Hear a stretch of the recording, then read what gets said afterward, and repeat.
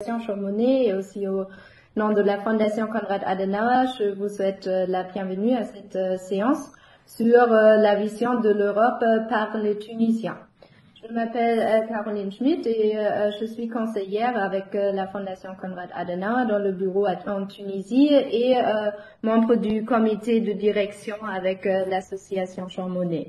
Et donc nous sommes ravis d'avoir avec nous nos trois intervenants. C'est Khala Beki qui est entrepreneur et basé à Berlin, Mohamed Kedira qui est médecin et qui a son projet de ça s'appelle Shnova Banemchek, en français c'est quoi ton programme, donc c'est du monitoring politique et aussi de l'éducation civique en ligne. Et nous avons Firas avec nous qui est diplômé de relations internationales avec un focus sur la Méditerranée. Donc, pour ceux qui ne connaissent pas encore nos deux organisations, je vais les présenter très rapidement. Donc, l'association Chaumonnais a été fondée par les amis de Chaumonnais, un grand homme politique français et aussi architecte du projet de l'intégration européenne après la Deuxième Guerre mondiale. Et avec ses activités, l'association Chaumonnais veut valoriser l'héritage de Chaumonnais et contribuer au rapprochement entre l'Europe et ses citoyens.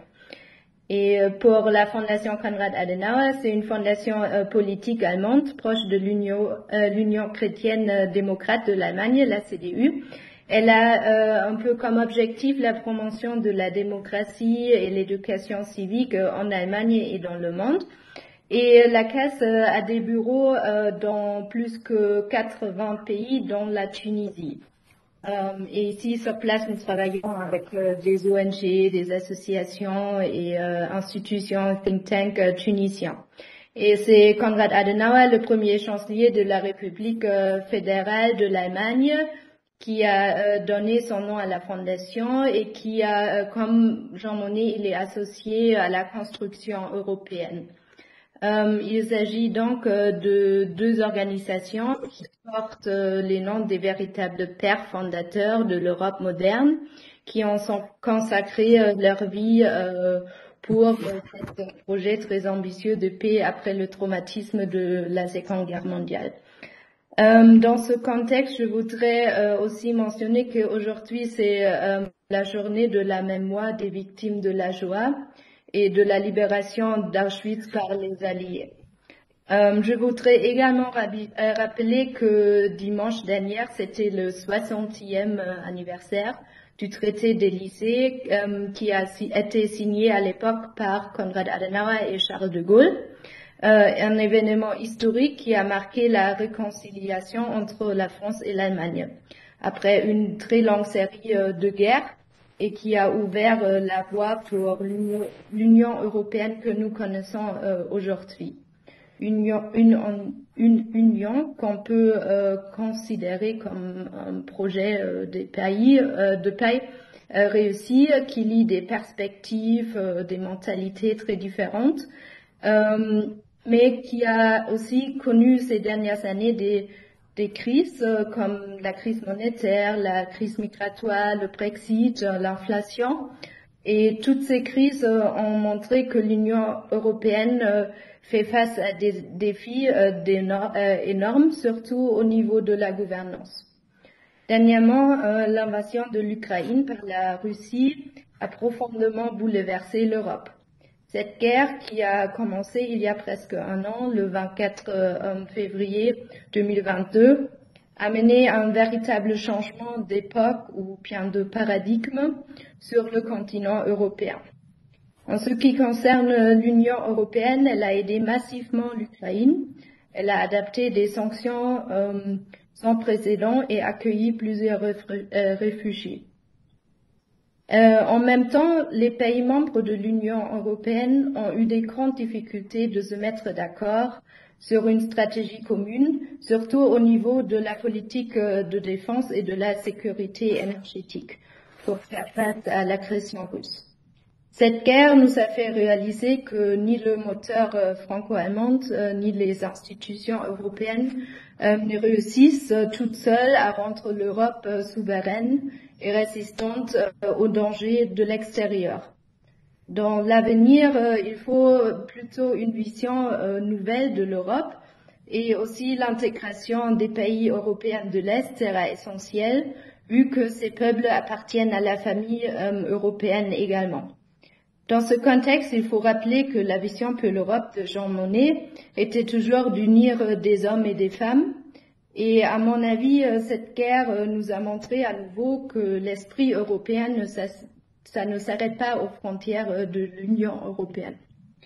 C'est aussi dans ce sens que l'association Jean Monnet a lancé cette série ou ce format pour rendre visibles les perspectives aussi des voisins, des amis et des alliés de l'Europe sur l'Europe. Nous avons commencé avec une séance sur la vision de l'Europe par les Américains, la fin de l'année prochaine, et donc je suis ravie de faire aujourd'hui le zoom sur la Tunisie, un pays assez proche de l'Europe. Et nous allons aussi continuer avec les visions des Mexicains et des Ivoiriens sur l'Europe. Donc, je voudrais maintenant passer la parole à nos chers invités et voilà à fois leurs perspectives. Et je vous remercie énormément, c'est un grand plaisir et je suis ravie d'écouter vos interventions. Donc, Firas, je commence avec toi. Donc, entre la Tunisie et l'Europe, il existe des liens historiques et culturels profonds. Donc, traditionnellement, les Tunisiens sont orientés très fortement vers l'Europe, qui est associée avec un mode de vie moderne et confortable. Donc, toi, tu as aussi fait tes études, donc un Erasmus en Italie, à Palerme. Donc, pourrais-tu nous expliquer d'où vient cette nostalgie pour l'Europe? Et est-ce que tu penses que la perception des jeunes Tunisiens d'aujourd'hui a changé par rapport à l'Europe? C'est Caroline et bonsoir tout le monde. Je suis ravi d'être avec vous ce soir. Donc, oui. Pour commencer, je veux dire que la Tunisie est fortement liée à l'Europe pour une multitude de raisons. La raison la plus évidente, c'est la proximité géographique de l'Europe, qui facilite la mobilité de personnes et la marchandise. Surtout vers l'Italie, donc vous pouvez voir que la Tunisie est une hub de la migration irrégulière vers l'Europe. Donc l'Italie est considérée comme une gate, comme une porte pour accéder à l'Union européenne. De plus, cette proximité a mis la Tunisie au sein de l'histoire aussi, l'histoire ancienne et moderne, depuis le temps de l'Empire romain, qui a prospéré grâce à l'Afrique du Nord, qui fournit tant de nourriture pour les Romains et qui donnait le pouvoir pour les Romains de concurrer beaucoup de multitudes de places et des empires. Même à l'histoire moderne, la Tunisie était la scène des grandes batailles pendant la Deuxième Guerre mondiale et était la base de laquelle l'invasion de l'Italie a commencé. L'histoire toujours joue un rôle très important dans la perception des Tunisiens envers l'Europe. La Tunisie était une colonie française depuis 1881 jusqu'à 1954. Et l'influence française était évidente. Et on peut le voir dans plusieurs aspects de la vie des Tunisiens. La deuxième langue à la Tunisie, c'est le français. Et on peut l'utiliser dans les affaires administratives, le système éducatif tunisien. Et dans notre système éducatif, évidemment, on utilise le français pour les sciences, le maths, les sciences et technologies, l'IT aussi, et l'économie. Et M. Urdila peut confirmer ça. Il a étudié la médecine en français. Même pour les lycéens, il étudie beaucoup de matières en français.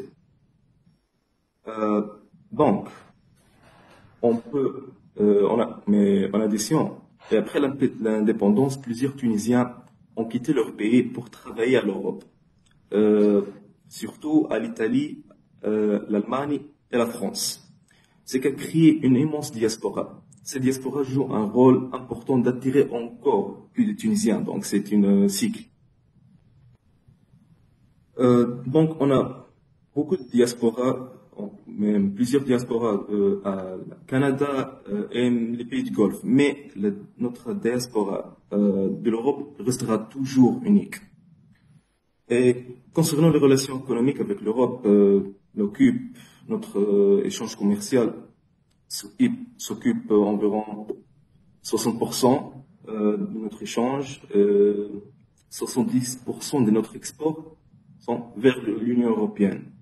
Et de plus, la Tunisie bénéficie de le statut de partenaire privilégié de l'Union européenne depuis 2012 et après la révolution.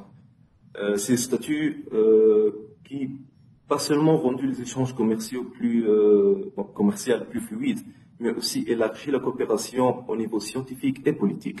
Par exemple, les étudiants tunisiens bénéficient des programmes d'échange, notamment Erasmus. J'étais un étudiant Erasmus. J'ai passé 6 mois à Palerme et c'était une expérience merveilleuse pour moi. Et aussi, il y a le programme Horizon Europe. Mais malheureusement, tant des étudiants se restent à l'Europe, ce qui a abouti à une immense fuite de cerveau, des gens qu'on a vraiment besoin. Donc, en effet, l'Europe présente une telle opportunité pour les Tunisiens. Ils souffrent d'une crise économique et sociale depuis 2011 et s'aggraver les années dernières, et notamment après la crise Covid. Cette crise a augmenté les taux de chômage et diminué les opportunités d'investissement. Donc, naturellement, les jeunes Tunisiens vont chercher des opportunités à l'étranger. Et le choix le plus logique sera d'émigrer vers l'Europe à cause de la similarité linguistique et le positionnement géographique de la Tunisie qui est très proche de l'Europe. Donc, ça a presque devenu un trend, une sorte de trend, surtout avec l'utilisation de médias, les social media. Plusieurs Tunisiens qui sont à l'Europe ont encouragé et glorifié la vie à l'Europe pour les jeunes Tunisiens et ça a créé encore un cycle. Ça a encouragé les jeunes Tunisiens de migrer vers l'Europe. Donc, et beaucoup de cette migration est irrégulière. Donc, ça sera vers l'Italie et le nouveau route, c'était de aller à la Turquie. Et c'est la raison, la Serbie a récemment imposé des visas pour les Tunisiens. Bon, donc, par contre, les Tunisiens sont intéressés par l'Europe pour la seule raison que l'Europe pose une perspective différente. Le modèle de l'Union européenne sera toujours un exemple rare de succès politique régional. Évidemment, il y a des groupes et des gens, des jeunes tunisiens, algériens et marocains qui veulent apprendre de cet exemple unique pour améliorer leurs relations entre les pays Maghreb, qui pensent que les institutions de l'Union européenne peuvent être des exemples qu'on peut suivre dans le futur, malgré les défis qu'on a au niveau de la région, notamment la crise de la Sahara. Donc, la continuation de la traîne de percevoir l'Europe comme une destination finale pour les jeunes et cette perception de leur pays ne peut plus soutenir leurs rêves et leurs ambitions, ça pose une question envers les performances de l'État tunisien concernant sa politique vers les jeunes. De plus, ça peut encore poser des doutes concernant la politique de l'Europe à la soutenir la démocratie tunisienne. Bon, mais notre focus sera à l'économie pour créer des opportunités, pour créer une coopération avec les Européens. Et ça, sera l'objectif dans le futur. Donc, merci pour l'heure.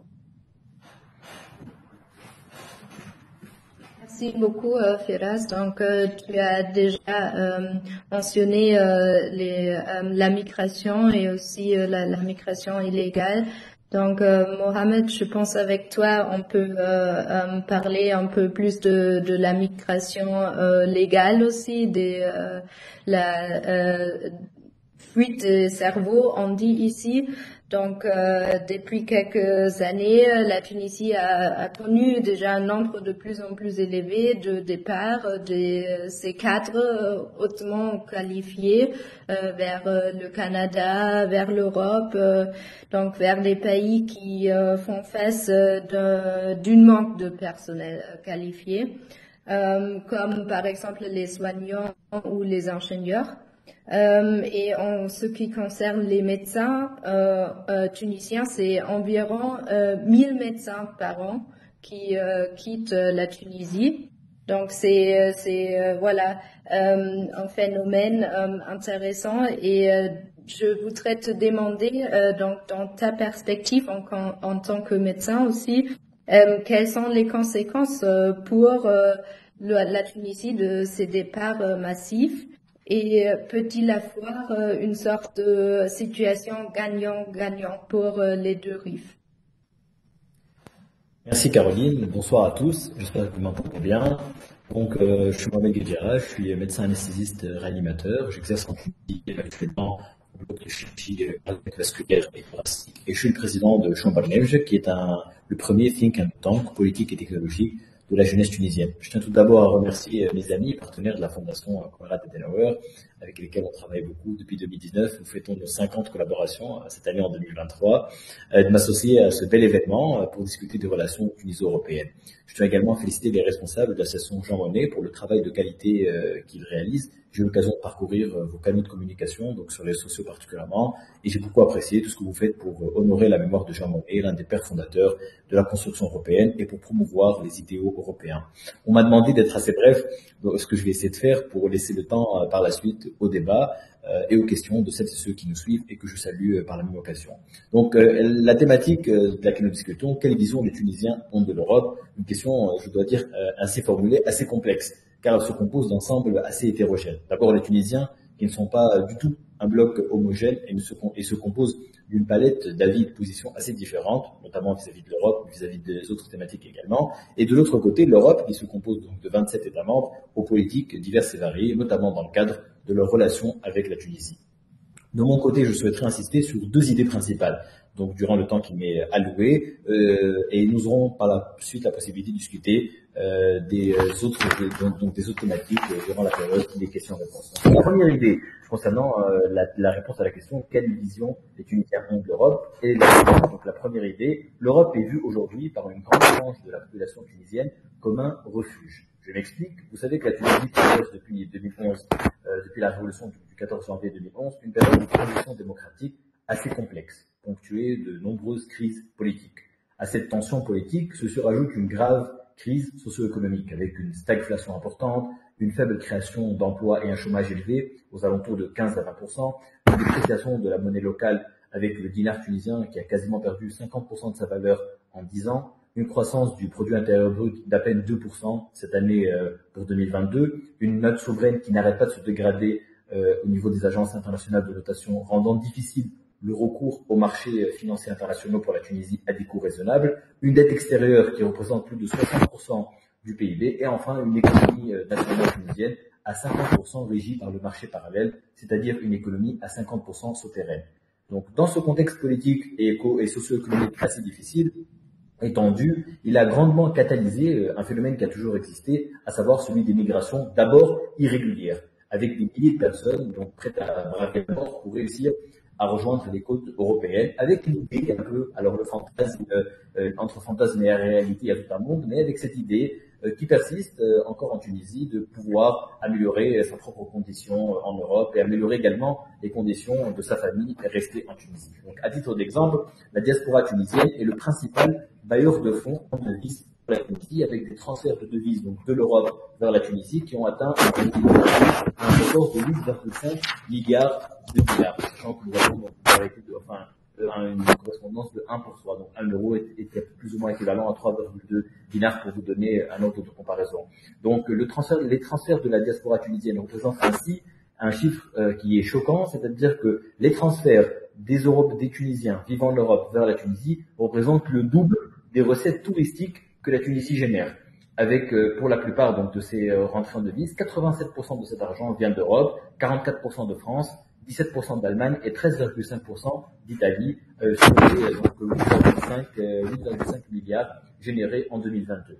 Cependant, ces dernières années, nous assistons, donc nous avons parlé de la migration irrégulière, mais ces dernières années, et à cause du contexte que j'ai essayé de résumer précédemment, nous assistons à l'émergence et à l'accélération d'une migration d'un nouveau genre en Tunisie, à savoir celle des cerveaux, le brain drain. Donc, avant 2011, la plupart des hautes compétences tunisiennes préféraient vivre et travailler en Tunisie pour le cadre de vie, le climat, la proximité familiale, la stabilité et la croissance économique qui prévalaient avant la révolution. Cependant, ces dernières années, avec la crise que vit le pays, c'est une véritable hémorragie aiguë qui frappe toutes les franges de l'élite tunisienne à la recherche d'une échappatoire et d'un refuge en Europe sur fond de malaise socio-économique et politique croissant et grandissant en Tunisie. Donc, pour vous donner un ordre d'idée et avec quelques chiffres, en 2018, 630 médecins ont quitté la Tunisie vers l'étranger, principalement vers 2 destinations en Europe, à savoir la France d'abord et l'Allemagne ensuite. Donc 630 en 2018, en 2019 ils étaient 900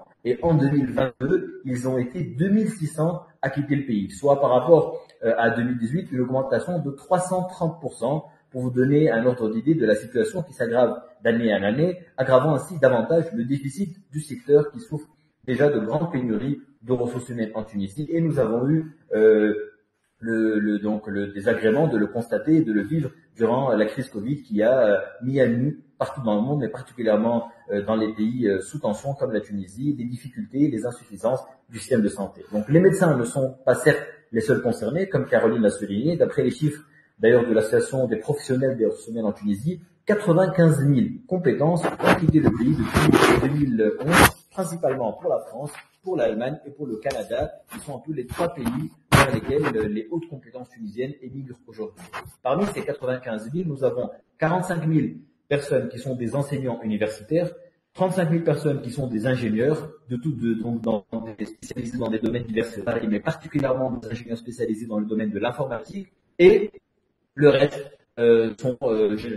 représentent le reste des professions qui ont pu avoir la possibilité d'immigrer, parmi eux un bon nombre de médecins. Donc pour vous donner également un ordre d'idée, ces 95 000 personnes ont été plus ou moins valorisées à l'équivalent de 10 milliards d'euros de formation et de capitalisation, si je puis dire, humaine, qui ont quitté donc la Tunisie durant ces 10 années depuis la révolution du 14 janvier 2011. D'ailleurs, la Tunisie est actuellement classée au 2e rang des pays arabes en matière de fuite des cerveaux, après la Syrie, selon l'Organisation de coopération et de développement économique.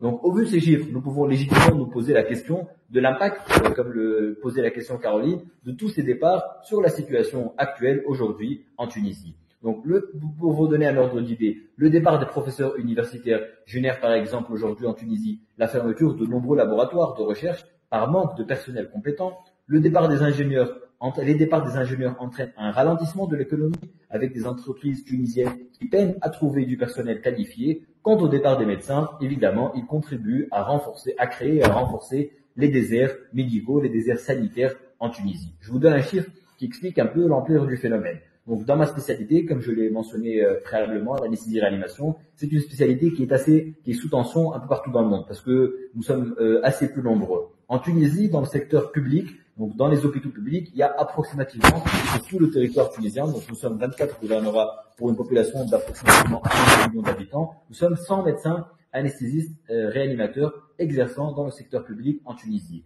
Et il y a, en Île-de-France, donc Paris sa couronne, en Île-de-France, il y a 100 médecins tunisiens, anesthésistes et réanimateurs exerçant en Île-de-France. Donc pour vous donner la comparaison, tous ceux qui sont en Tunisie dans le secteur public nous avons un nombre équivalent de Tunisiens exerçant uniquement en Île-de-France. Évidemment, je ne parle pas du reste de la France et je ne parle pas également de l'Allemagne, du Canada, des pays du Golfe, qui sont des destinations très prisées par les médecins tunisiens depuis la révolution de 2011.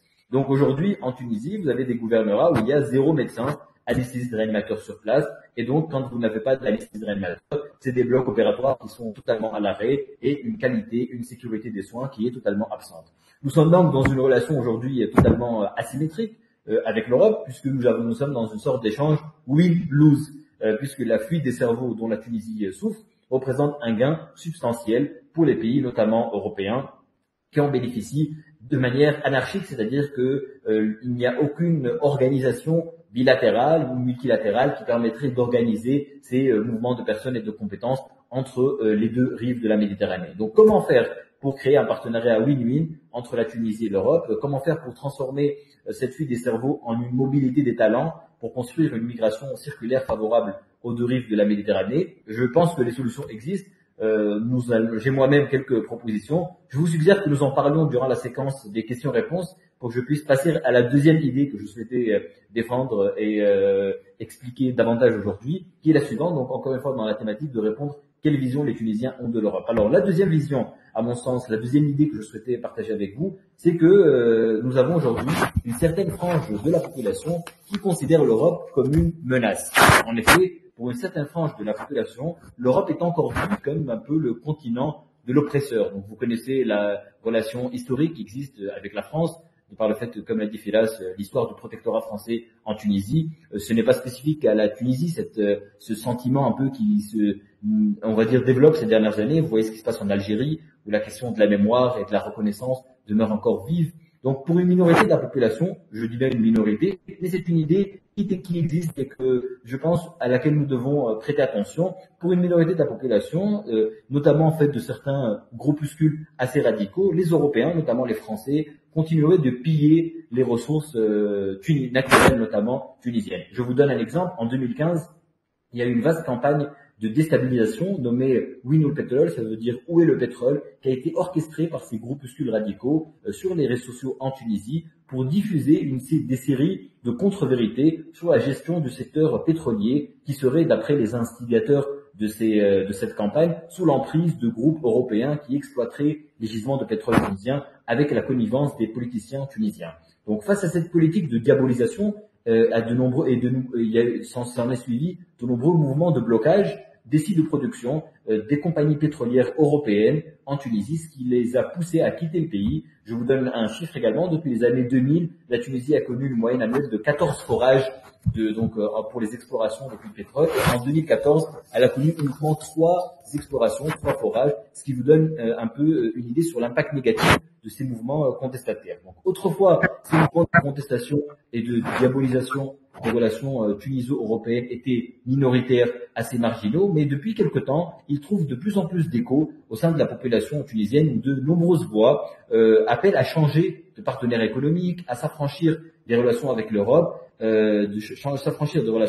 et selon moi, l'une des causes majeures de la propagation de ces idées en Tunisie, c'est la politique des visas, la politique migratoire, donc c'est pour ça que j'ai insisté sur cette idée, la politique des visas Schengen, pratiquée aujourd'hui entre l'Union européenne et la Tunisie.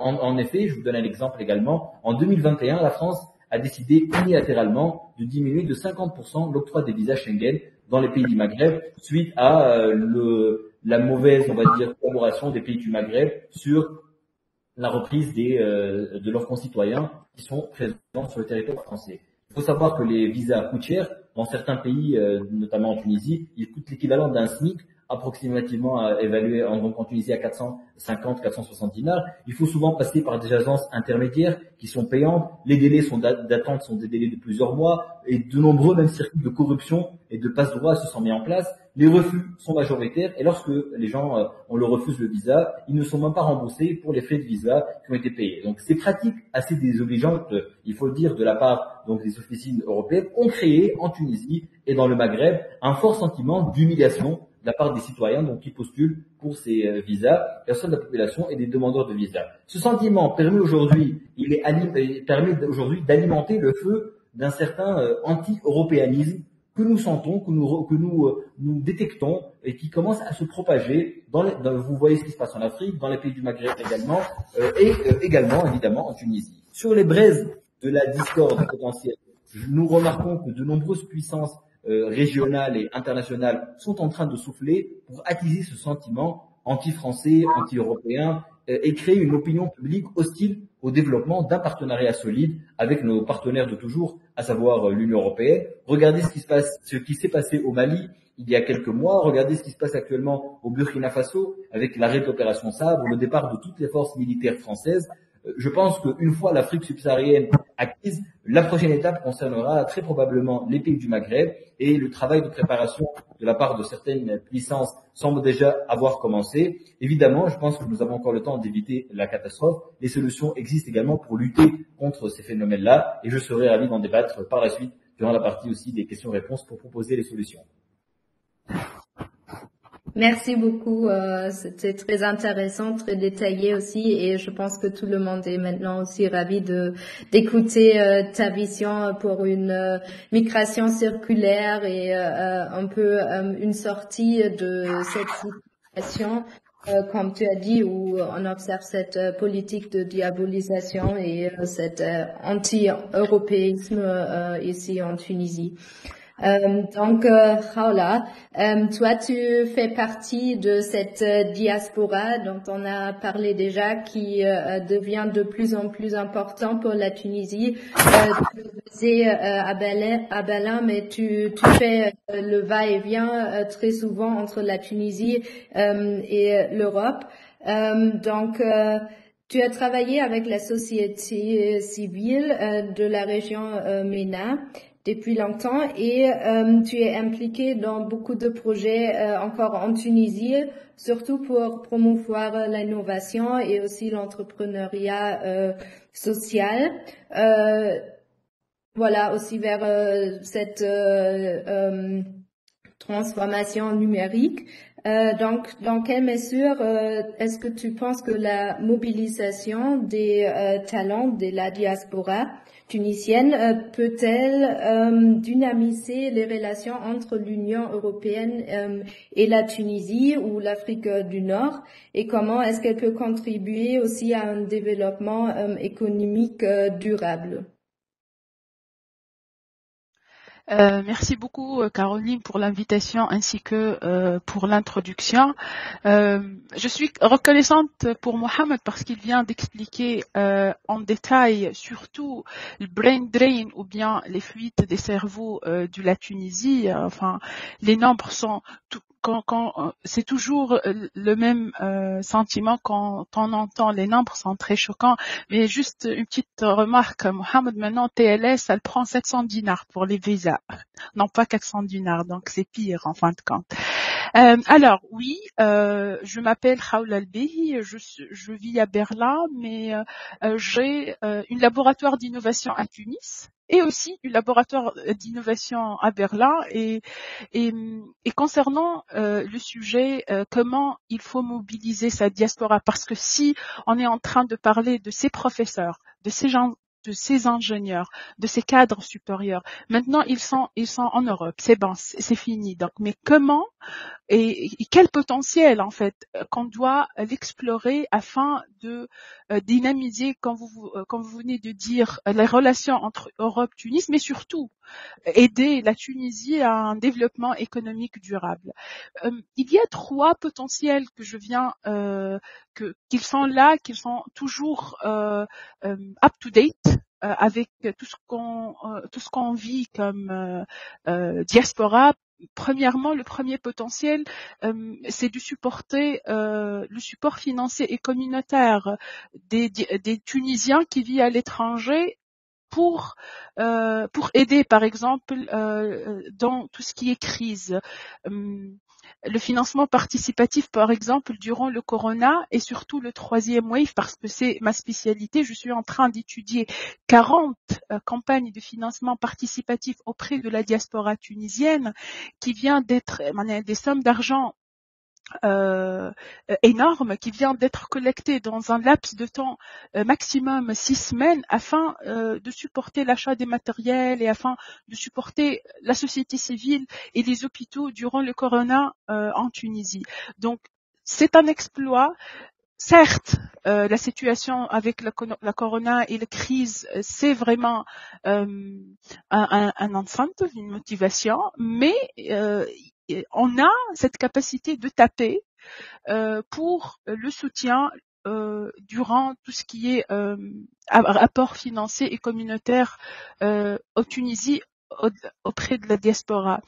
Le deuxième potentiel, en fait, pour changer ce dynamique aussi, c'est de supporter l'esprit entrepreneurial et cette combinaison entre Tunisien qui vit à l'étranger et Tunisien qui est vraiment ambitieux, qui a des solutions innovantes et qui veulent vraiment s'investir dans son avenir comme entrepreneur ou bien dans l'avenir du pays.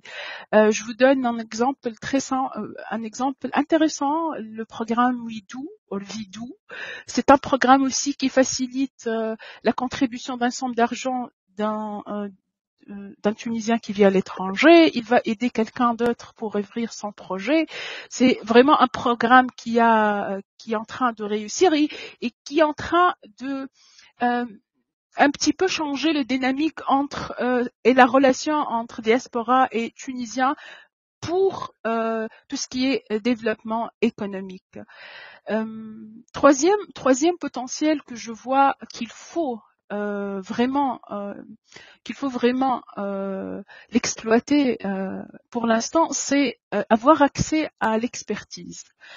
On a beaucoup des chercheurs, des ingénieurs, des médecins qui ont la capacité de donner et de contribuer à optimiser des process, qui ont le know-how.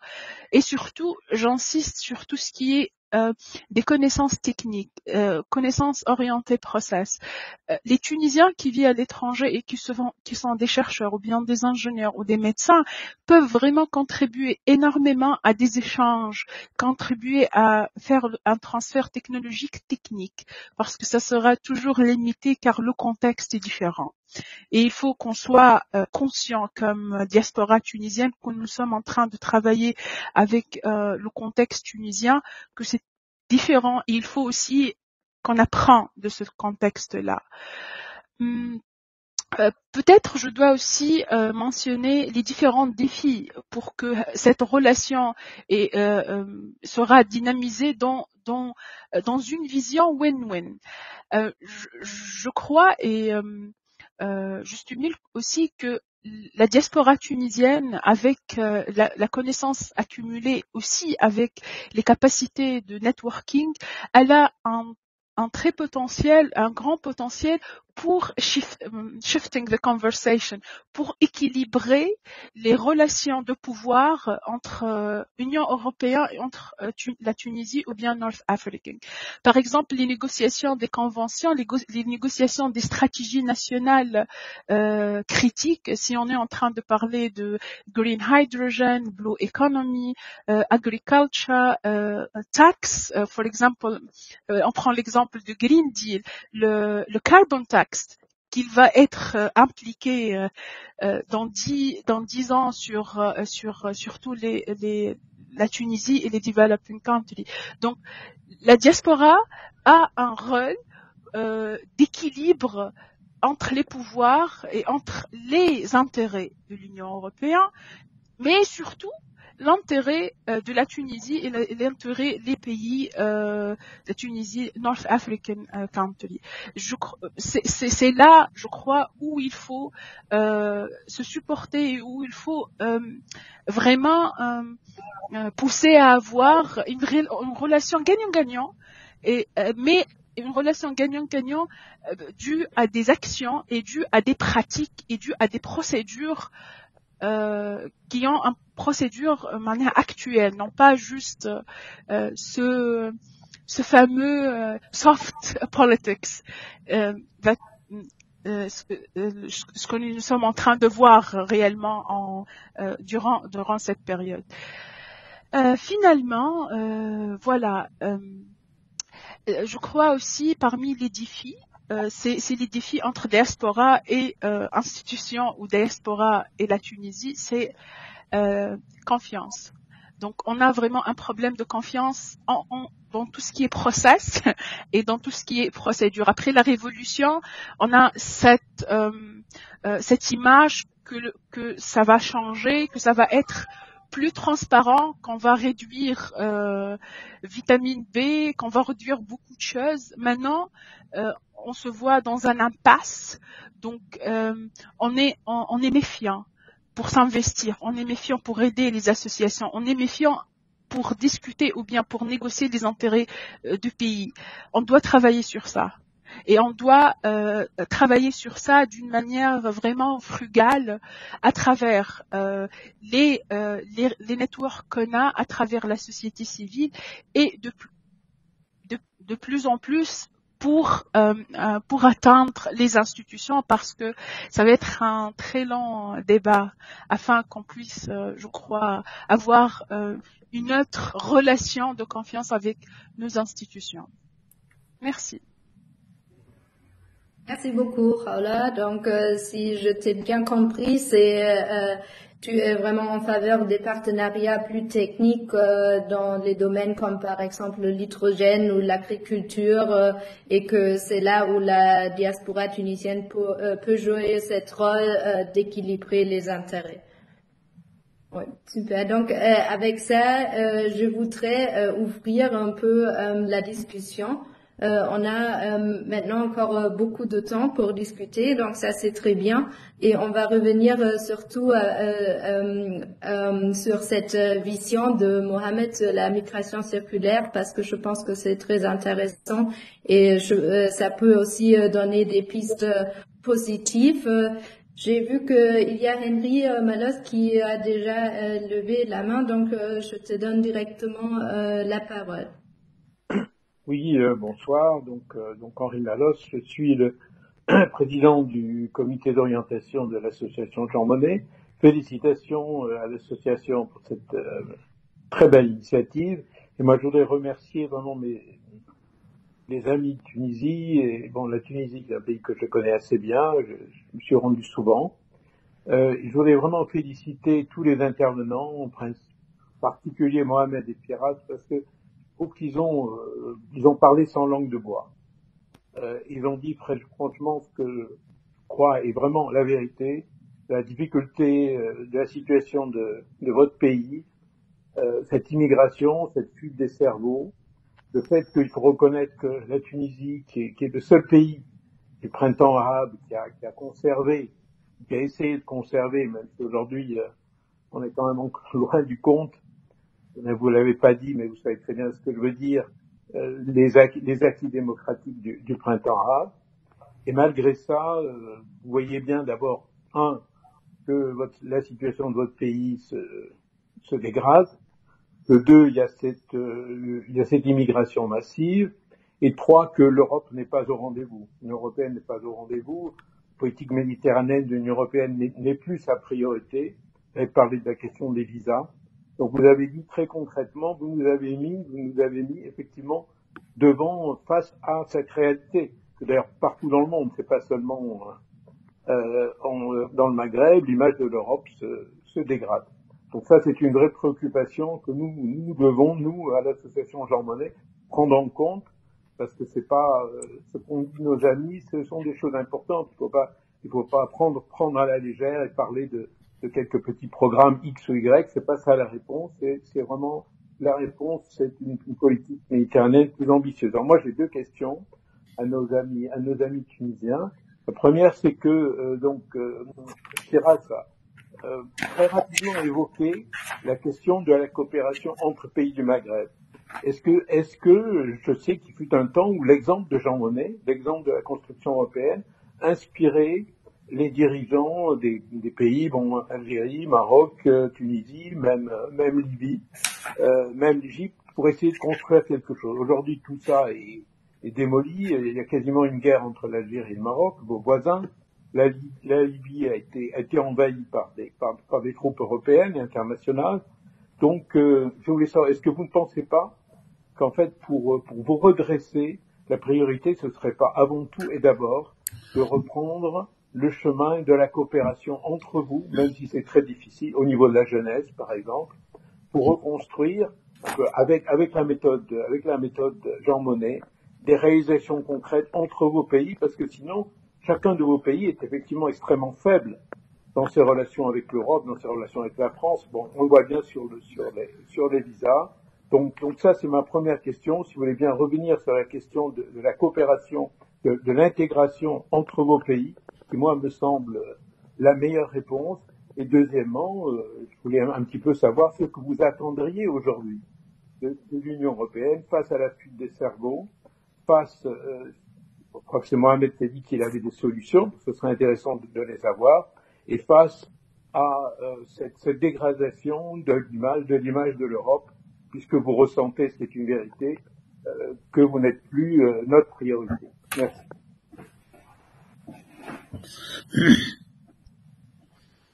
Donc voilà, Firas, tu peux répondre directement surtout sur cette question de coopération entre les pays précédents. Et après, la deuxième question, les attentes envers l'Union européenne, je pense que c'est une question pour aussi les autres intervenants. C'est un peu ça ce que nous intéresse tous, je pense. Merci. Okay.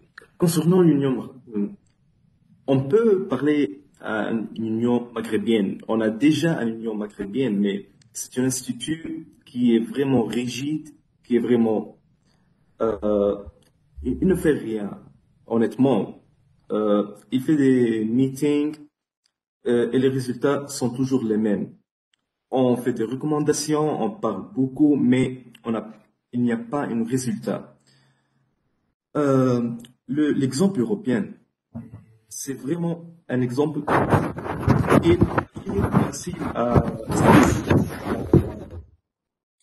Comment je peux dire?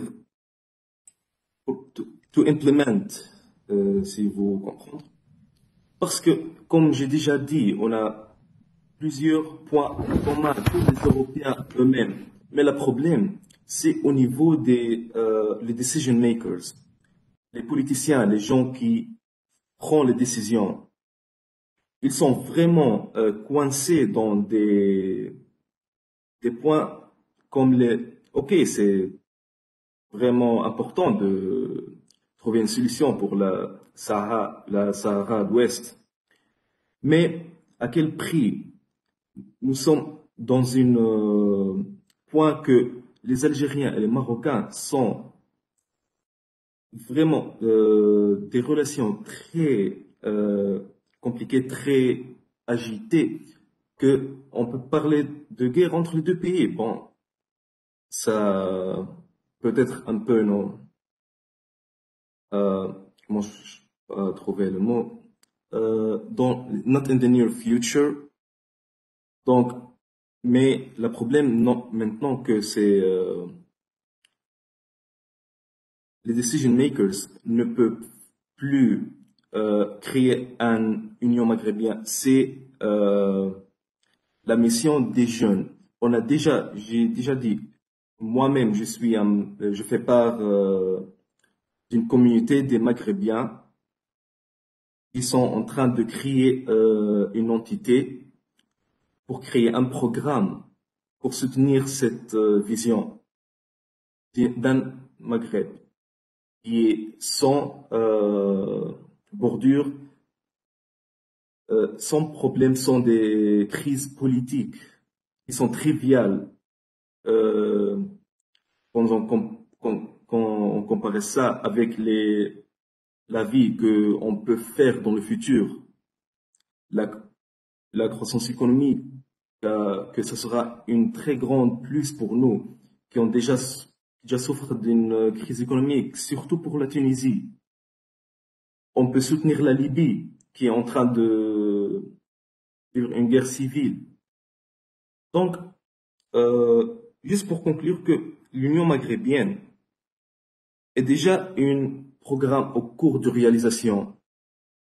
Mais le problème maintenant que on a beaucoup de problèmes, on a beaucoup de crises dans la région avec l'Europe, la crise entre la Russie et l'Ukraine, la guerre à Libye, les tensions entre l'Algérie et le Maroc, et évidemment la stabilité politique de la Tunisie maintenant.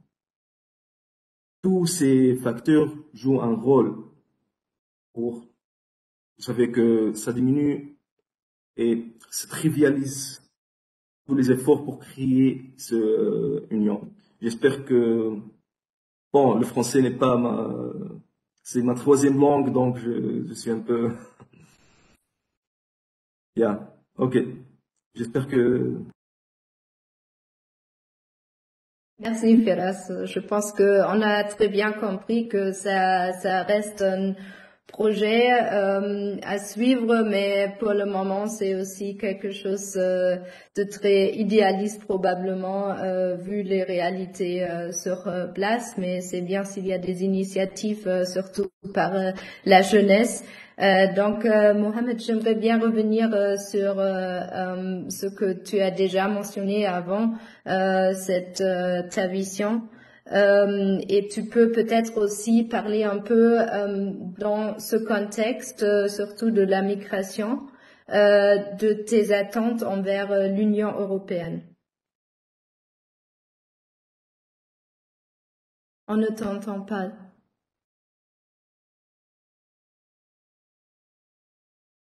Là, je remets mon micro en bas. Je te disais, si tu permets, un tout petit commentaire concernant la question à laquelle a répondu Firas, juste pour enrichir ce que Firas a dit, qui était déjà très pertinent. Alors, concernant la construction, c'est un sujet qui me tient à cœur, la construction donc, de l'UMA, l'Union du Maghreb arabe. Alors, durant les dernières années, les dernières décennies, on avait un problème.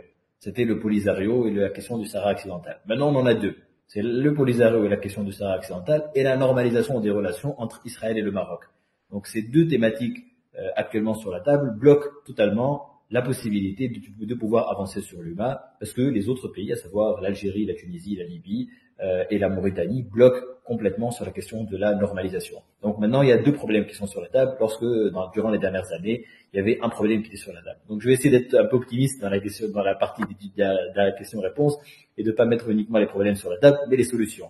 Alors, je donne un exemple, la fondation Konrad Adenauer, donc qui Political Dialogue for Mediterranean, donc dialogue politique pour la Méditerranée, qui est implémenté aussi, qui est implanté également à Tunis, a organisé un événement en septembre dernier auquel j'ai eu l'occasion de participer, qui est organisé à Barcelone et durant lequel il y avait une vingtaine de jeunes qui étaient issus de toute la région donc d'Afrique du Nord et du Moyen-Orient. Il y avait des Tunisiens, des Algériens, des Marocains, des Libyens, et tout se passait extrêmement bien. Les gens étaient tous très amis, avec des relations très cordiales. On a même discuté des questions qui traversent nos différents pays, des problématiques que nous vivons même en commun, et les jeunes sont pleins d'optimisme pour l'avenir. Donc je pense que, alors donc les problèmes, on en a parlé, les solutions. Je pense que le switch générationnel ne s'est pas encore fait dans nos pays du Maghreb, c'est-à-dire que le pouvoir est encore entre le pouvoir politique, évidemment, j'entends bien, mais même également économique, est encore entre les mains d'anciennes élites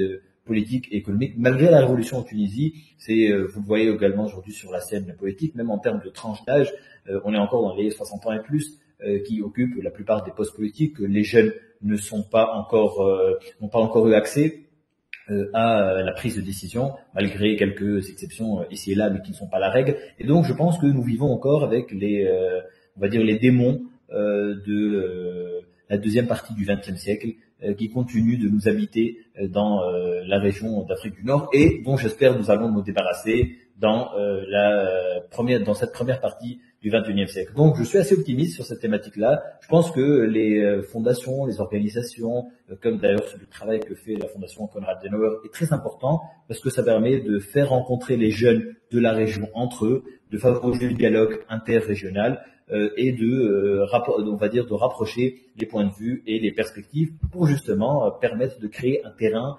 fertile à ces jeunes-là qui, dans les années à venir, occuperont des postes, que ce soit des postes de décision dans les entreprises, dans les sociétés, dans le milieu politique, et qui, à mon sens, permettra ce que j'appelle le switch générationnel, qui inaugurera la possibilité de relancer les discussions sur un terrain plus apaisé et avec des perspectives qui sont tout autres que celles que nous vivons aujourd'hui. Ça, c'était pour donc un petit commentaire sur la première question. La deuxième question concernant donc la mobilité, quelles solutions existent aujourd'hui pour corriger un peu ce qui se passe et essayer de réorganiser la fuite des cerveaux, la transformer en une mobilité des talents plutôt qu'en une fuite des cerveaux. Donc l'idée que je défends, que j'essaie de diffuser est la suivante. Je pense que, comme ça a été dit tout à l'heure, malheureusement, la Tunisie, peut-être aussi l'Afrique du Nord, n'est plus une priorité dans l'agenda européen. Je pense que il faut que nous puissions, je parle pour la Tunisie, redéfinir un nouveau cadre de collaboration avec nos partenaires européens. La Tunisie bénéficie depuis novembre 2012 du statut de ce qu'on appelle le partenaire privilégié. de l'Union européenne. Donc, il accompagne, ça a commencé en 2012 parce que ça a été renégocié, rediscuté après 2011. Et donc, l'Union européenne était censée, donc, accorder ce statut de partenaire privilégié à la Tunisie pour l'accompagner dans sa transition démocratique. Mais vous savez, 2012, c'est loin. Et la Tunisie d'il y a 10 ans, ce n'est plus la Tunisie d'aujourd'hui. Tout comme d'ailleurs l'Union européenne, Caroline l'a très bien mentionné durant l'introduction, l'Union européenne d'il y a 10 ans n'est plus l'Union européenne d'aujourd'hui. Donc je pense que ce partenariat privilégié, il devait initialement se poursuivre par un accord de collaboration et de coopération pour développer davantage nos relations bilatérales, entre autres par une intégration économique beaucoup plus forte. Ça devait se faire par ce qu'on appelle l'ALECA, l'accord de libre-échange complet et approfondi. Donc les négociations ont démarré en 2015, puis le deuxième round, les troisième round étaient censés s'achever en 2019-2020, mais les négociations ont été suspendues parce qu'à ce moment-là, la Tunisie traversait une période électorale et donc la population a clairement dit vous n'avez pas la légitimité au gouvernement à l'époque qui était en place de négocier un accord de cette importance alors que vous n'êtes pas officiellement élu, mandaté par la population tunisienne. En plus, 2019-2020, on a eu le Covid et du coup, donc les négociations pour ce nouvel accord de coopération sont encore maintenant au point mort et ont été suspendues. Donc je pense que l'élaboration d'un nouvel accord de collaboration entre la Tunisie et l'Union européenne permettrait de redéfinir la relation qui nous unit et de construire une coopération politique d'abord plus étroite dans les domaines de la bonne gouvernance, de l'éducation, de la recherche, de la santé, ainsi que de la sécurité et de la migration. Concernant la migration et la mobilité des talents, l'enjeu sur lequel nous devons travailler avec les partenaires européens, c'est de réussir, comme je le dis souvent, à transformer la fuite des cerveaux actuels en une mobilité des talents. Cette mobilité des talents peut se réaliser à la condition de créer des ponts et des passerelles de retour pour ces talents vers les pays émetteurs, à savoir dans le cadre de notre discussion de la Tunisie, afin que cette élite, qu'elle soit médicale, que ce soit des ingénieurs, puisse se former, bénéficier d'une expérience en Europe, voire même y travailler légalement une partie de son temps, mais également pouvoir travailler de manière légale et organisée en Tunisie. Ainsi, nous réussirons à créer une nouvelle dynamique de migration circulaire avec des mobilités transnationales de travail, à la fois variables d'ajustement pour les économies du Nord, mais également vectrices de développement pour les économies du Sud.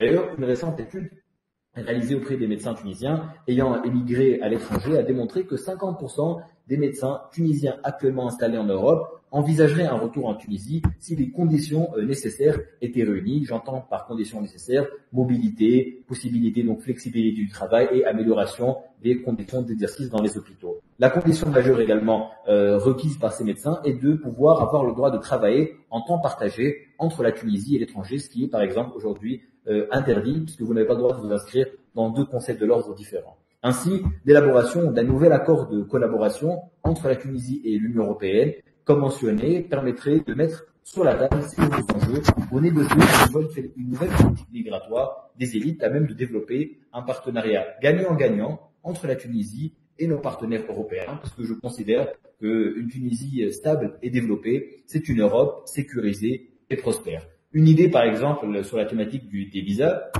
serait de switcher pour certaines catégories professionnelles, celles dont nous avons parlé, celles qui sont les plus exposées au brain drain, de switcher cette procédure qui est d'un autre temps, disons-le, concernant les visas Schengen, en une forme d'ESTA. Donc nos amis français connaissent l'ESTA, c'est le système électronique d'autorisation de voyage qui permet, par exemple, de se rendre aux États-Unis et qui est une procédure totalement simplifiée où il suffit de télécharger quelques donc, documents et puis en 48-72 heures, vous avez la réponse, qu'elle soit positive ou qu'elle soit négative. L'idée n'est donc pas d'abolir la possibilité des visas, puisque le visa, c'est une décision qui est souveraine. Chaque pays peut décider d'établir un visa pour des ressortissants d'un autre pays. L'Algérie, par exemple, donc établit des politiques de visa à l'encontre des Français et d'autres ressortissants. Mais l'idée, c'est de, on va dire, mettre à jour cette politique de migration aujourd'hui au vu des défis, des challenges de notre temps, des challenges du XXIe siècle. Je considère qu'aujourd'hui, avec le développement des nouvelles technologies, vous voyez ce qui se passe avec l'intelligence artificielle et autres, il faut que les relations entre nos pays, entre partenaires historiques, évoluent dans un sens positif et dans un sens qui est adapté à la flexibilité qu'impose la période que nous vivons actuellement. Donc j'ai vu qu'il y a Pascal Junghans qui a levé la main. Oui, merci Caroline de me donner la parole. Je baisse d'abord ma petite main. Je vais pas reprendre la parole. Bon, la Tunisie est un pays que je connais bien. J'y avais été pratiquement juste après la révolution de Jasmin. On a vu quelques frayeurs d'ailleurs avec certains barbus. On avait fait une formation pour des journalistes. Ensuite, j'y suis retourné pour monter un joli projet avec les femmes de Snezgen. J'arrive jamais à prononcer, que certains connaissent. Et on a fait d'ailleurs une très belle vente aux enchères de leur fabrication. J'ai un magnifique chat qui trône dans ma bibliothèque. Je me suis battu pour l'avoir. Et c'était vraiment un bon projet qu'on continue à suivre. Ensuite, dans d'autres cadres associatifs, j'ai participé à l'organisation de beaucoup de rencontres avec des personnes des deux rives de la Méditerranée. On a fait ça à Montpellier, à Valence et puis à Marrakech également. Donc avec des discussions extrêmement intéressantes sur justement ces sujets d'échange de part et d'autre de la Méditerranée. Alors moi j'ai juste un petit point quand même à rectifier, c'est sur cette histoire de visa qui tracasse beaucoup nos amis tunisiens. Y compris ceux que je connais très bien, il faut quand même rétablir un fait. La négociation était, on vous donne des visas, mais si vous reprenez vos mineurs non accompagnés et vos vos compatriotes délinquants. La Tunisie, l'Algérie et le Maroc ont refusé pour des raisons qui leur appartiennent, sur lesquelles je n'ai pas à m'exprimer. Mais voilà, c'était un échange. Donc il y aurait peut-être sur ce point, je ne veux pas défendre la position du gouvernement français, notamment de M. Darmanin, ministre de l'Intérieur, mais c'est un fait. Hein, c'est pas par méchanceté que la France a refusé, c'est dans le cadre d'un échange perdant-perdant, on va dire, hein. Mais en tout cas d'une négociation globale. Donc ça, je crois que ce point devait être rectifié. Après, je rejoindrai assez ce qu'a dit un des intervenants, Monsieur Guédira, sur le fait de clarifier les choses, de voir que eh bien les pays du Maghreb ont de très grandes capacités à travailler avec l'Europe, non pas à donner, mais à travailler avec l'Europe. Je pense que dans certains secteurs, il y a déjà des choses qui sont bien avancées. Simplement, il faut aller plus loin, il faut clarifier les choses. Et là, je parlerai plutôt en tant que Français, qui a quand même, la France a quand même une longue histoire commune avec la Tunisie notamment, mais aussi l'Algérie et le Maroc, faite souvent d'incompréhension.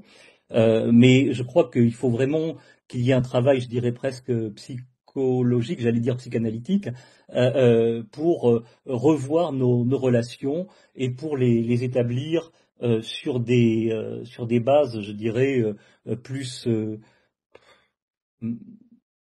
adaptées au monde moderne. Hein, je dis pas que c'est bien, mais en tout cas c'est la réalité, qui sont effectivement aider au développement de l'économie de la Tunisie, mais c'est pas une aide gratuite, c'est une aide certainement intéressée. Et d'un autre côté, la Tunisie doit apporter des choses au panier de la mariée. Et donc, je crois que c'est dans cette discussion, je dirais, rationnelle, pragmatique, que peut se trouver la solution. Mais je suis assez d'accord qu'il faut, je dirais, revoir nos statuts, multiplier les échanges. Alors, je pense qu'effectivement, la Fondation Jean Monnet, pardon, l'association Jean Monnet, excusez-moi, je confonds. L'association Jean Monnet est parfaitement adaptée pour mener ce genre de travail, avec la méthode Jean Monnet, hein, qui a réussi en Europe. Il n'y a aucune raison que ça ne réussisse pas dans les relations entre l'Europe et l'Union européenne et le Maghreb. Et donc voilà ce que je souhaite pour notre histoire. Merci. Merci beaucoup, Pascal, pour cette intervention. Donc, est-ce qu'il y a d'autres questions pour nos invités? Sinon, ce que moi je m'intéresse un peu, c'est on a parlé de cet changement depuis quelques années, aussi dans la perception de l'Union européenne, mais aussi des États-Unis, qu'il y a de plus en plus cet anti-européisme et des fois l'orientation plutôt vers des pays de Golfe, par exemple. Donc, qu'est-ce que peut faire l'Union européenne ou les pays européens au niveau de la communication? Parce que je pense que des fois c'est aussi un défi de communication. On en a parlé avant avec Firas que par exemple en Tunisie il y a partout la chaîne Russia Today qui est là très présente et qui des fois voilà manipule aussi la perception. Donc, qu'est-ce que vous en pensez de ça et qu'est-ce que peut faire l'Union européenne pour avoir peut-être une stratégie de communication plus adaptée en Tunisie et dans la région de l'Afrique du Nord?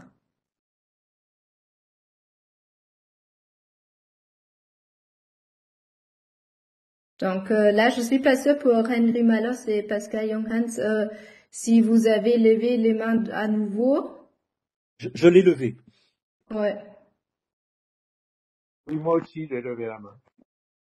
D'accord. Donc, vous pouvez ajouter vos remarques ou questions. Oui, moi, je voulais, pardon. Oui, non, très rapidement, je voulais simplement dire que c'est pas un problème de communication. Moi je m'excuse, hein, ça, je trouve que c'est vraiment la facilité. C'est pas un problème de communication, c'est un problème de réalité.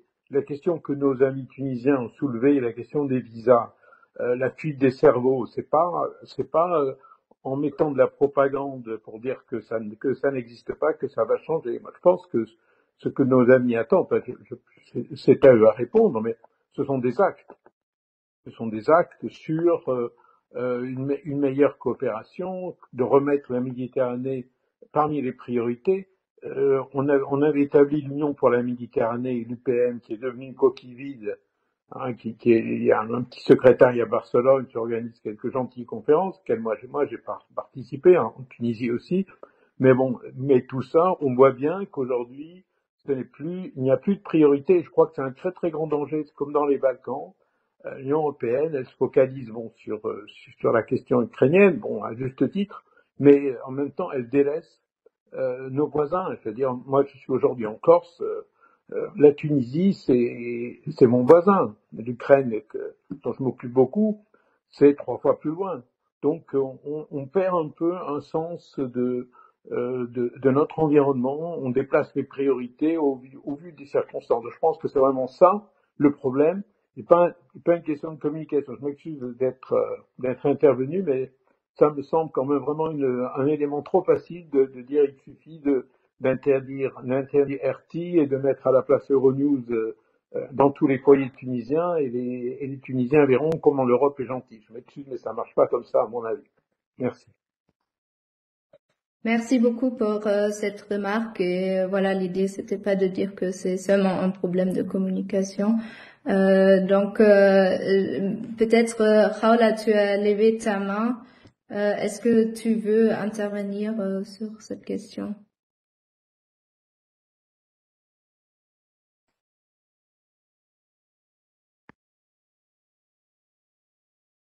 Raoula? Bon, elle y va ou quoi, là? On ne peut pas t'entendre. Allô?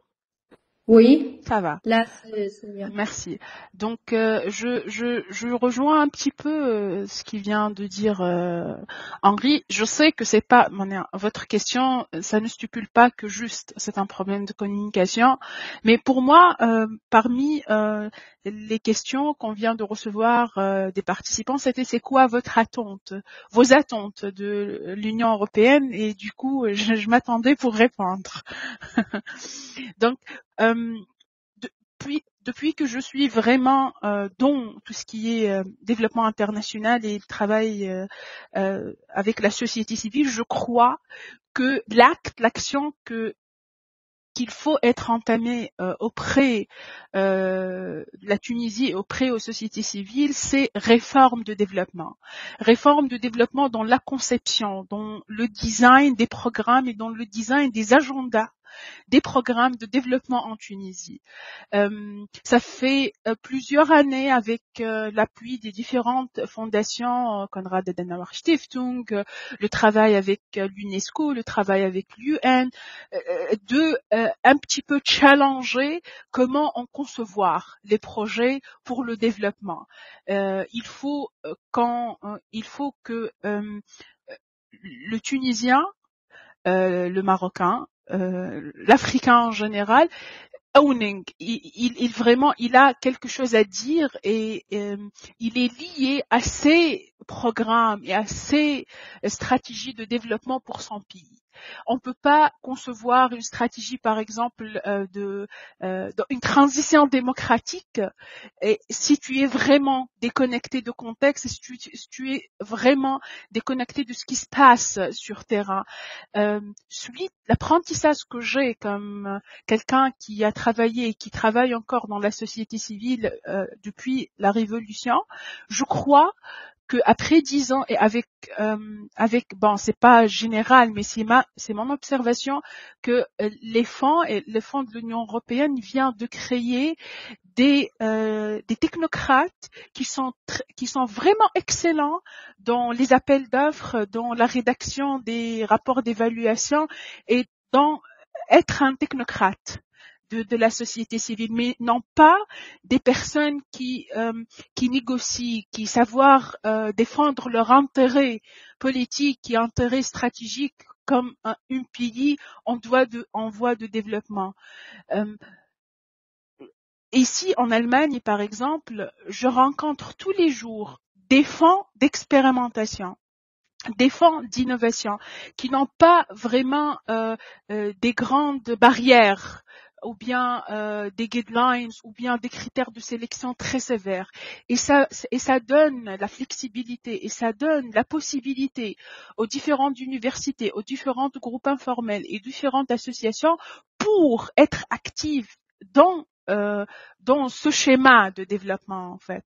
Donc, je crois c'est l'action qu'il faut faire. Il y a des petites initiatives, mais c'est vraiment éphémère, c'est vraiment epsilon, dont le grand package de International Development.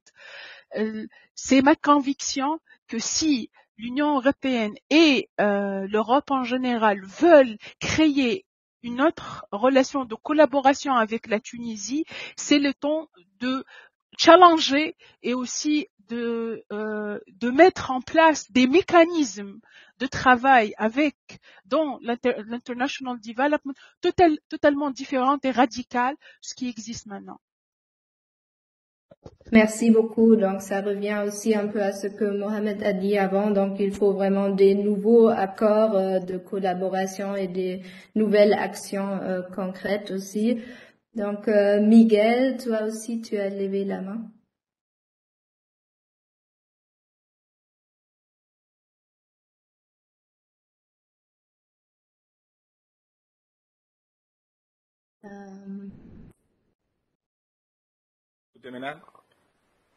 Ça va, mais merci beaucoup. En fait, d'abord, je vais remercier les orateurs parce que c'était magnifique. On a reçu beaucoup des informations, des informations de très bonne qualité. J'ai appris beaucoup dans ce séminaire. Et justement, pour ça, ma question c'est dans cette direction-là. Caroline, toi, tu as évoqué la communication comme un facteur dans lequel même si Henry Mallows, il a dit, il est juste aussi, on ne peut pas faire la propagande, mais quand même la communication est aussi un des matières, c'est un des politiques qu'on doit toujours travailler dans les bonnes relations. Et je crois que c'est important parce qu'il faut se connaître. D'abord, il faut bien se connaître, il faut bien savoir quels sont les problèmes pour pouvoir aussi les résoudre. Moi, c'est vrai que par rapport à la Tunisie, on a montré qu'il y a un certain euroscepticisme, que c'est pas seulement dans la Tunisie, c'est un peu partout, dans le monde et aussi en Europe. Même moi, parfois, je suis très optimiste par rapport à ça parce que il faut aussi regarder les choses qu'on fait dans les bons côtés, pas seulement les choses qu'on fait dans les mauvais côtés. Si on met tout dans les balances, et je suis sûr qu'il y a plus de choses en Europe, en Tunisie, dans les relations entre la Tunisie et l'Europe, les autres pays et l'Europe, il y a plus de choses positives que de négatives, mais quand même il faut lutter contre les négatifs. Et justement, à cause de ces méconnaissances que j'ai de la matière dans ce cas-là, des relations avec les Tunisiens, même si je suis espagnol et j'ai une certaine connaissance pour les relations qu'on a avec tous les nord de l'Afrique, je me demande aussi qu'est-ce que vous pensez de la connaissance qu'on a sur la Tunisie en Europe, parce que peut-être c'est là aussi les problèmes et comment est-ce qu'on peut améliorer un peu ça, parce que si on veut vraiment améliorer les relations avec la Tunisie, il faut d'abord qu'il y ait un intérêt en Europe pour la Tunisie, mais pas un intérêt seulement au niveau politique ou ceux qui s'occupent de la matière, mais aussi au niveau des citoyens. Et peut-être c'est là aussi que la communication c'est important, parce que il faut bien connaître pourquoi un pays comme la Tunisie, ça peut être aussi élargi aux autres pays, mais dans ce cas-là, un pays comme la Tunisie peut être intéressant pour l'Europe. Et je crois que si on demande aux citoyens en général, ou même à la société civile, qui est un peu les représentants des citoyens, c'est un pays qu'on ne connaît pas beaucoup, et on ne connaît pas peut-être beaucoup qu'est-ce que la Tunisie a à nous offrir. Comment est-ce que la Tunisie peut aussi être en valeur ajoutée pour l'Europe? Parce qu'ici, on parle un peu de comment l'Europe peut être utile pour la Tunisie. C'est une vision un peu paternaliste que je n'aime pas beaucoup, parce que dans ce type de relation, il faut voir toujours les deux côtés. On peut tous les deux apprendre des autres et on peut tous nous aider. Mais peut-être en Europe, il n'y a pas une vision assez juste ou assez connue de la Tunisie. Je ne sais pas qu'est-ce que vous pensez, parce que je crois que vous avez de bonnes relations et vous habitez quand même en Europe de ça. Si c'est une vision que j'ai, ou c'est une impression seulement que j'ai, ou c'est comme ça. Et si c'est le cas, comment est-ce que vous croyez qu'on pourrait un peu améliorer ces visions qu'on a aussi les Européens sur la Tunisie, ça qui pourrait nous aider à améliorer les relations qu'on a jusqu'à maintenant. Merci beaucoup. Merci beaucoup, Miguel. Je pense que c'est une très bonne question. Donc, oui, comment est-ce qu'on peut mieux intéresser les Européens pour la Tunisie? Je pense que en France, par exemple, là, on connaît un peu mieux la Tunisie. En Allemagne, déjà, je réalise aussi souvent qu'il y a vraiment un manque de connaissances sur ce voisinage. Donc, qui de nos intervenants veut répondre à cette question?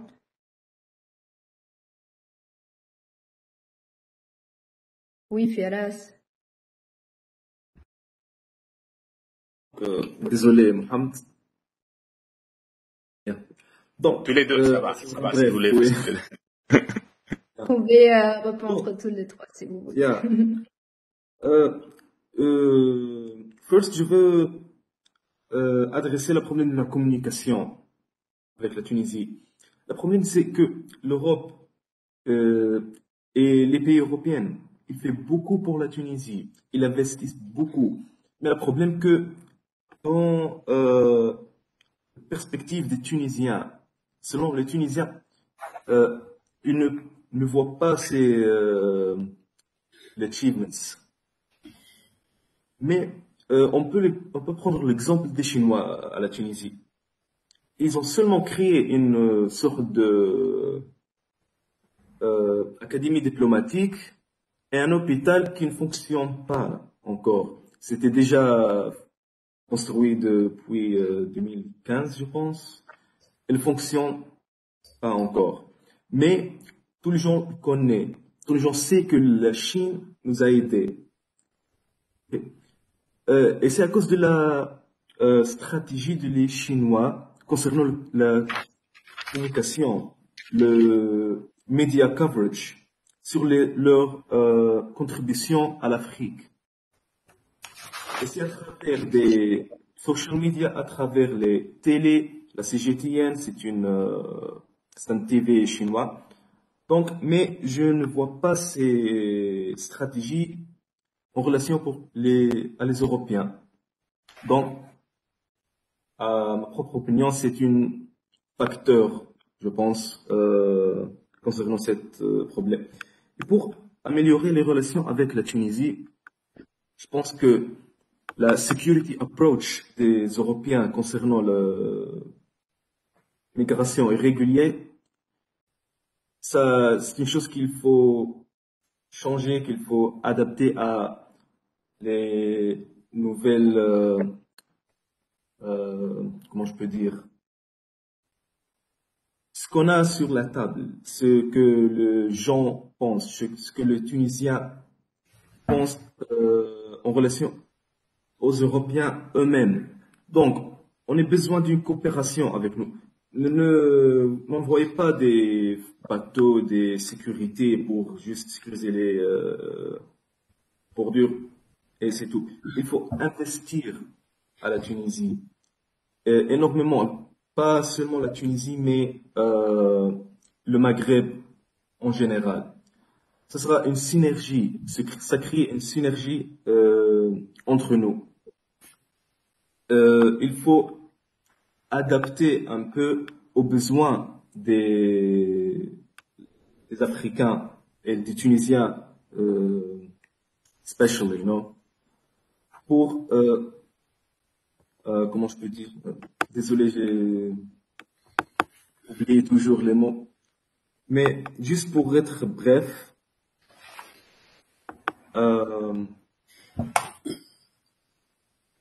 bon, je peux pas exprimer cette idée, ça sera mieux en anglais, mais je pense que Oui, tu peux le dire en anglais si tu veux, pas de problème pour moi. Oh oui, il n'y a pas de souci. si. Bon, okay. Just, you know, to create some synergy between the Europeans and Tunisians, we need to work on many levels, not only the security approach, but also, you know, on the cultural level, on the economic level, on development in general. We should like build some sort of, how can I say this? Let's say approach, a new approach to get rid of previous, let's say, misconceptions, old policies that do not work anymore. Because the people see the world in a different way today, and they want something back from what they're giving.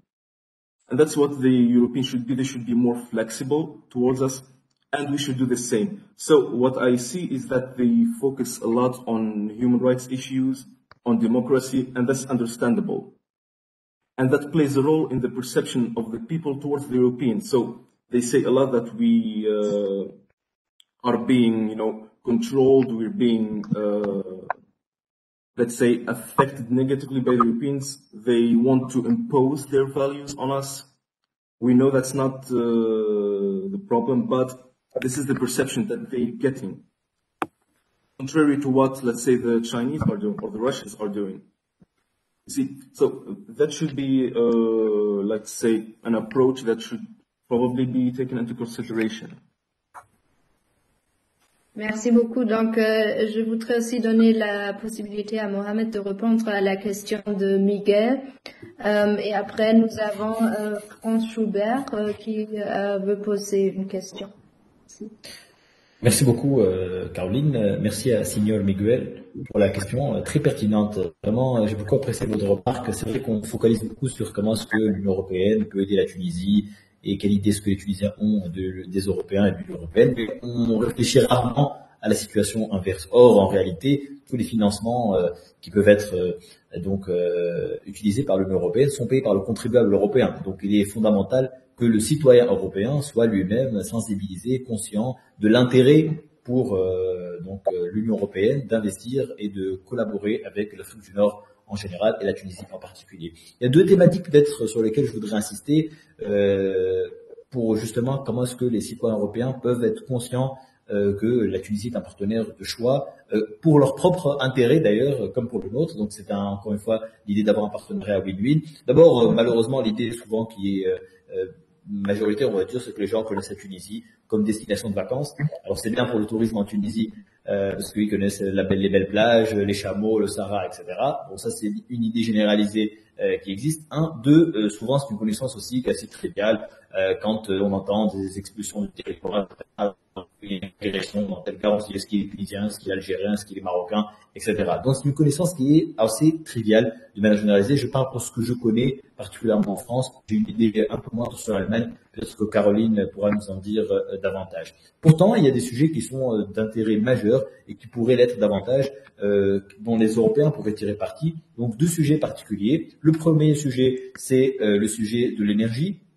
J'ai visité Berlin donc en décembre 2022, décembre dernier, avec la fondation Konrad Adenauer, dans le cadre d'une visite organisée appelée Tunisia Meet Germany, qui a permis à un groupe de jeunes Tunisiens donc actifs dans le domaine de la société civile de rencontrer les décideurs allemands et de visiter Berlin, d'en apprendre davantage sur les institutions allemandes. Et dans le cadre de cette visite, nous avons visité une petite ville qui était construite sur la thématique des énergies renouvelables et de la transition énergétique. Donc ce qui m'avait interpellé, c'était qu'à Berlin, qui n'est pas une ville connue pour son ensoleillement très important, vous aviez dans ce large espace des panneaux photovoltaïques qui étaient installés dans tous les espaces. Dans tous les coins de rue, vous aviez des panneaux photovoltaïques, malgré le faible ensoleillement qui prévalait au mois de décembre, donc nous y étions.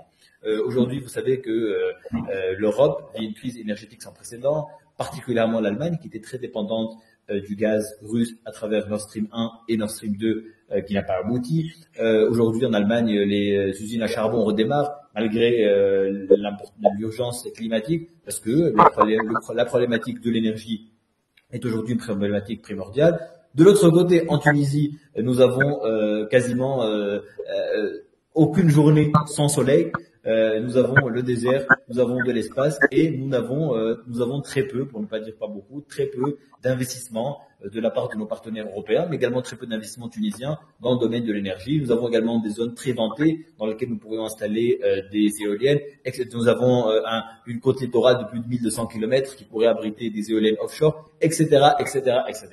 Et donc, je veux dire, les choses sont sur la table, sont assez aisées à comprendre pour les citoyens européens. La Tunisie pourrait être un hub énergétique, un fournisseur d'énergie. Ça commence, je disais qu'il fallait pas que je fasse un constat trop morose, ça commence puisqu'avec l'Italie, récemment, un contrat de collaboration a été signé pour créer une sorte de gazoduc énergétique qui permettrait de transporter de l'énergie produite par des panneaux photovoltaïques du sud tunisien vers le sud de l'Italie, puis pour remonter vers l'Europe. Je pense qu'à terme, et vu les changements géopolitiques actuellement qui prévalent en Europe, notamment avec la Russie, la Tunisie et le Maghreb de manière générale, de par sa proximité, de par ses conditions météorologiques très intéressantes, pourrait être un fournisseur d'énergie pour l'Europe et pour les citoyens européens qui donc seraient à l'abri d'abord des coûts de l'énergie très importants. Aujourd'hui, on voit que les pays européens, parce qu'ils sont dans le besoin, se retrouvent obligés même d'acheter du gaz liquéfié, etc., à des coûts exorbitants.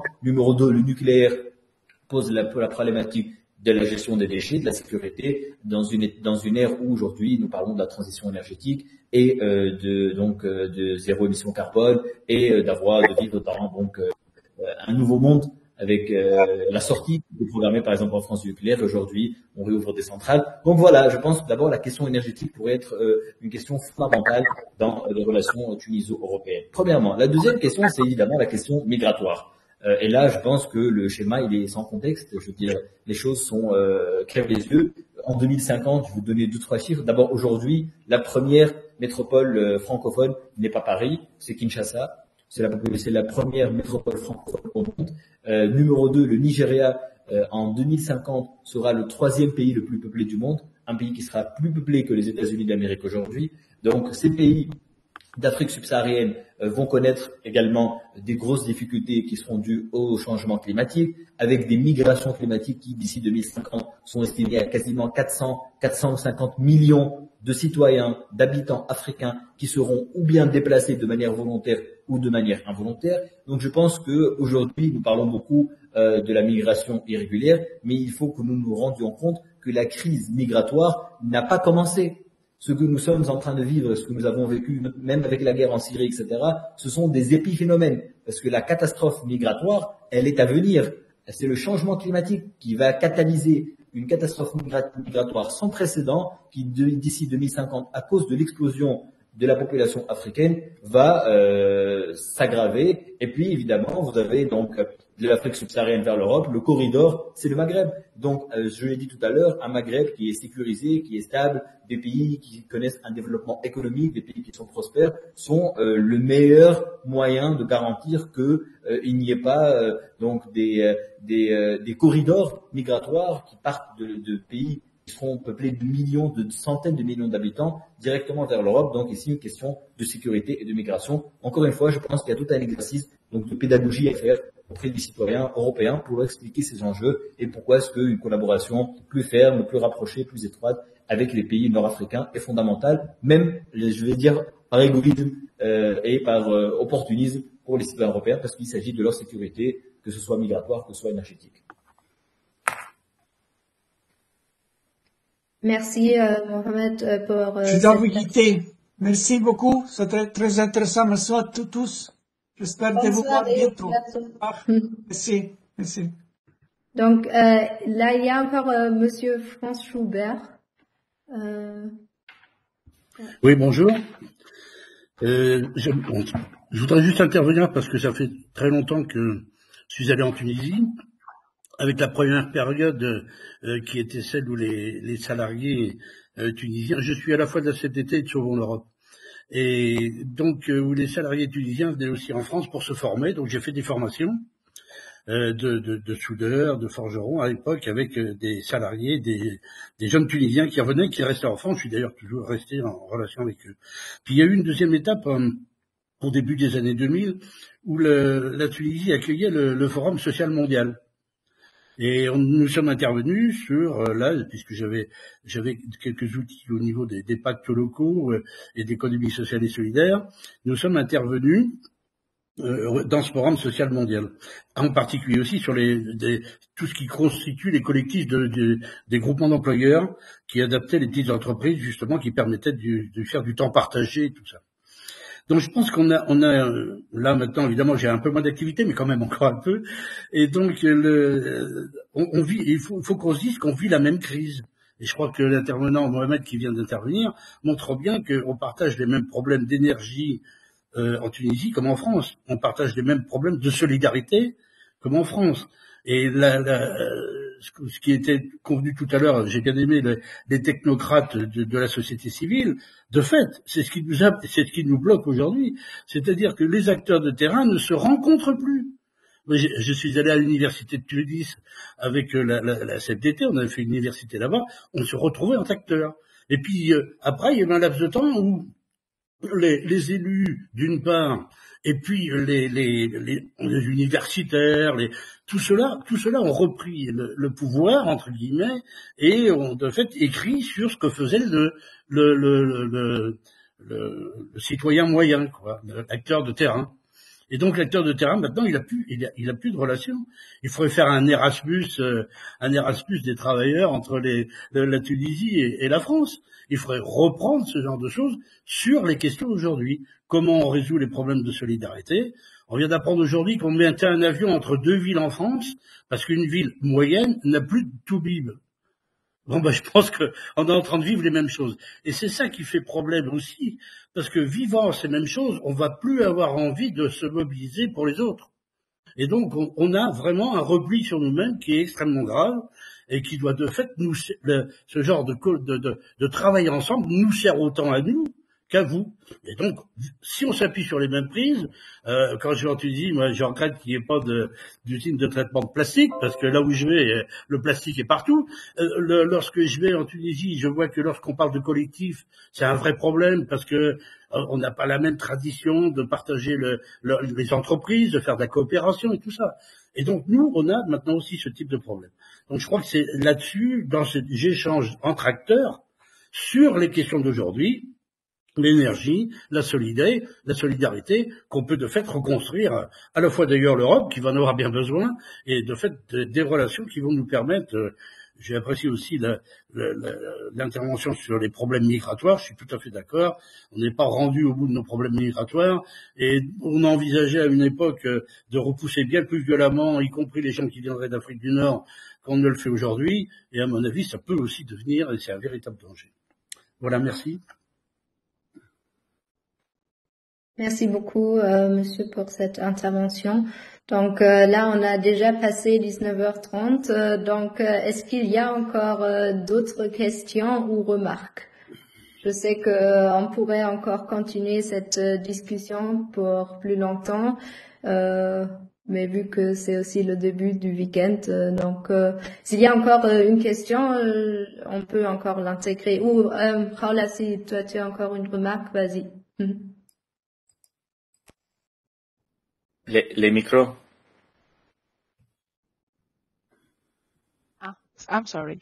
Je viens juste d'ajouter troisième point par rapport à l'intérêt de l'Europe par rapport à la Tunisie ou l'Afrique en général.